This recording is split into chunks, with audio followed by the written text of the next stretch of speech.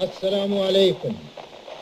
Pakistan Broad casting service, ہم لاہور سے بول رہے ہیں.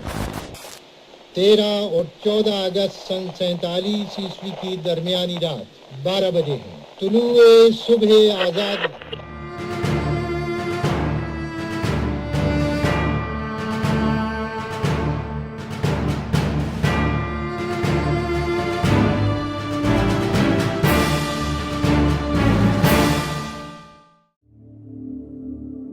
اس برِ صغیر نے 1857 سے لے کر 1947 تک وہ تاریخ رقم کی جس کی مثال دنیا میں نہیں ملتی. اسٹوری آف پاکستان میں آپ دیکھیں گے کہ کس طرح صرف 90 سالوں میں مسلمانوں نے دنیا کا نقشہ بدل دیا. اس لازوال داستان میں کن مسلم رہنماؤں نے اپنا کلیدی کردار ادا کیا، اور جانیں گے وہ چھوٹی چھوٹی کہانیاں جو آج سے پہلے کسی نے نہیں سنی.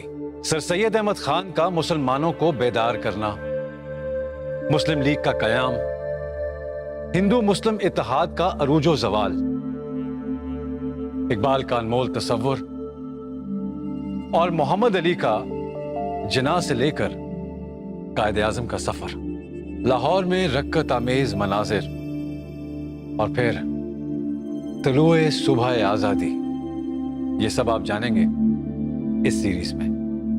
اس کے ساتھ ساتھ حصہ ہوگی ایک 7th اسپیشل ایپیسوڈ جو صرف کشمیر پہ ہوگی، اس لیے کہ جس طرح پاکستان کشمیر کے بغیر ادھورا ہے، اسی طرح اسٹوری آف پاکستان کشمیر کے ذکر کے بغیر ادھوری ہے. سوال یہ ہے کہ پاکستان کی کہانی کب اور کہاں شروع ہوئی اور کون سے اہم کردار اس کہانی کا حصہ رہے. میرا ماننا ہے کہ پاکستان کی کہانی کا آغاز 1857 میں ہوا. اس کہانی کے اس دور کے 2 اہم کردار بہادر شاہ ظفر اور سر سید احمد خان تھے. But before moving forward, I'm going to tell you something very tragic, which is part of this story. The last Mughal emperor, when he was arrested by the East India Company, the next day ان کو ناشتے کی میز پہ لایا گیا، اور وہ شخص جو ایک رات پہلے ایمپرر تھا، جب اس کے سامنے ایک ٹرے رکھا گیا تو اسے دیکھ کر بہادر شاہ ظفر کی چیخ نکل گئی. ایسی اور بھی بہت سی چیخیں ہندوستان کی ہر گلی سے سنائی دی. ایسا کیا تھا اس ٹرے میں، اور کیوں کچھ سالوں بعد بر صغیر کے مسلمان جب بھی کھانا بناتے تو ایک مٹھی آٹا الگ کر دیتے؟ کہاں جاتا تھا وہ آٹا؟ یہ سب کچھ آپ جانیں گے اس قسط کے آخر میں.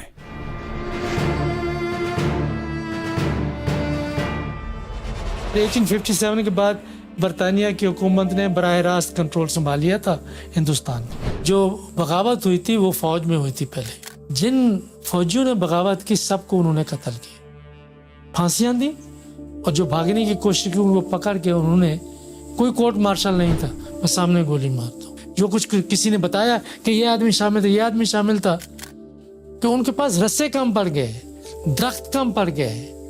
اور ایسی اس وقت کی پینٹنگ موجود ہے جس سے معلوم ہوتا ہے کہ کوئی جگہ ایسی نہیں تھی کہ جہاں پہ لاشیں ٹنگی ہوئی نہ ہوں، اور کئی دن تک وہاں لٹکی رہی.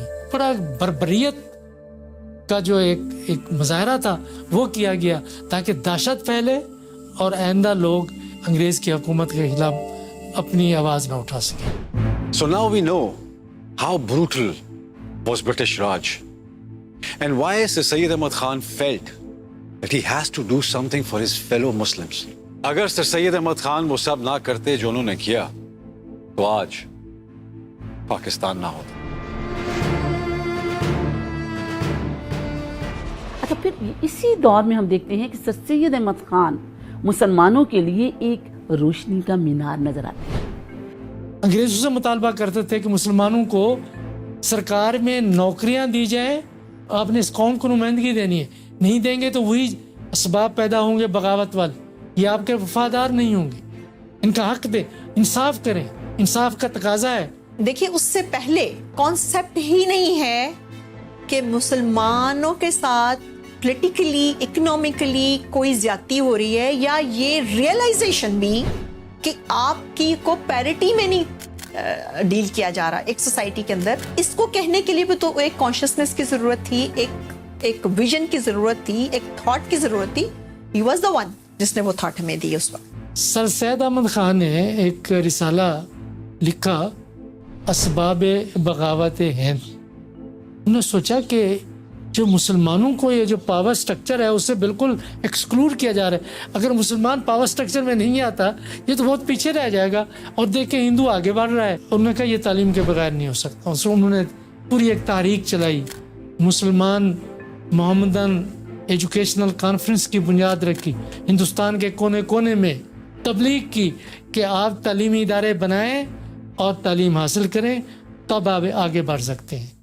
میں ہمیشہ یہ سوچتا تھا کہ آل انڈیا کانگریس تو 1885 میں بن گئی تھی، لیکن پھر سر سید مسلمانوں کو سیاست میں آنے سے کیوں روکتے تھے. Now I understand why sir Syed didn't want Muslims to come in politics, because he wanted them to learn the rule of the game.